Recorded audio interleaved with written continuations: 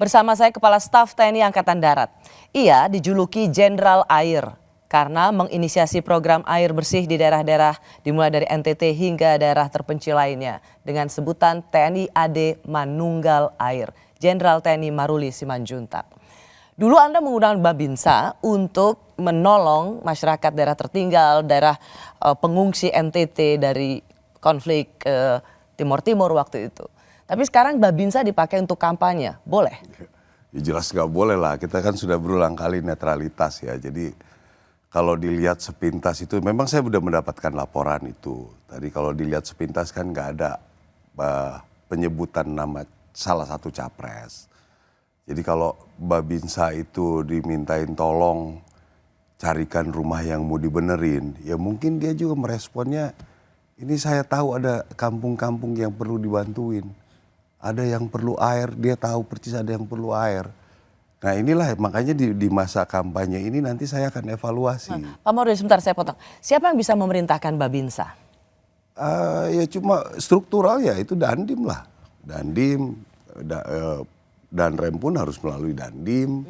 Artinya benar dong, di sini bisa sangat besar terjadi konflik kepentingan ketika ada salah seorang calon presiden yang juga menjabat Menteri Pertahanan, kemudian mungkin anggota Anda juga ikut menginisiasi untuk membantu salah satu capres dan kemudian menggunakan Babinsa untuk kampanye. Ya, jadi yang tadi saya sampaikan, saya akan evaluasi sampai sejauh mana dia mengerti bahwa ini dalam kondisi kampanye.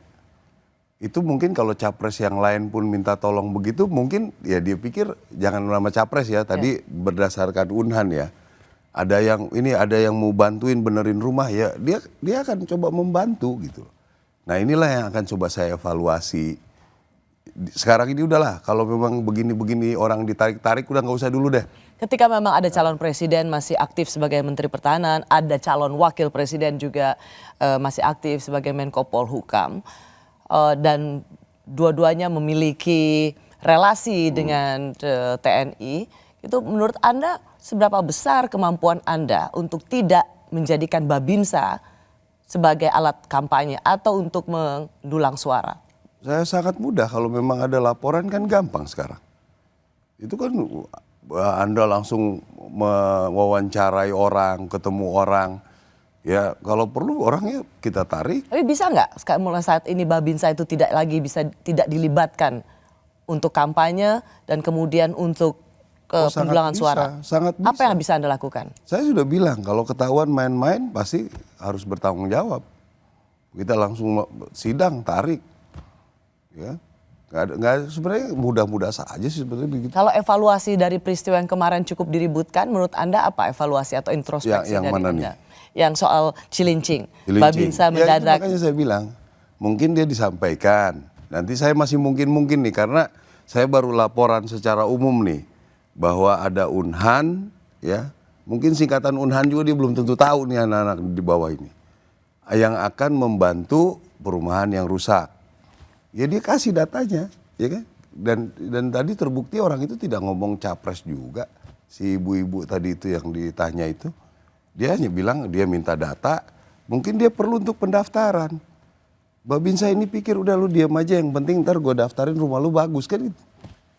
Ya, kan nggak ada kata-katanya. Ya, hanya dikaitkan ketika hampir bersamaan waktunya dengan kunjungan salah satu calon presiden. Nanti kita evaluasi lah kalau memang hal itu udah biarin aja orang-orang susah itu dibiarin dulu sekarang ini karena kampanye daripada ditarik-tarik terus kan gitu aja. Ya. Jenderal sendiri dalam Pilpres ini Anda bisa netral? Saya nggak punya pilihan, sudah terlanjur tentara. Ya, kalau saya punya hak ya saya akan milih, tapi sekarang sudah tentara ya nggak punya hak, terus gimana lagi? Nggak bisa lagi sudah. Saya bilang saya ya jadi orang karena tentara. Saya akan pegang teguh nih tentara ini. Saya bilang saya nggak mau gambling kan.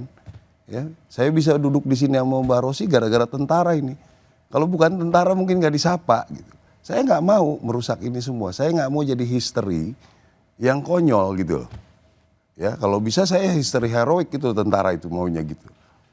Litbang Kompas, survei CSIS menempatkan institusi TNI sebagai institusi yang paling dipercaya. Bahkan yang terakhir CSIS menempatkan institusi TNI di atas kepercayaan pada institusi presiden.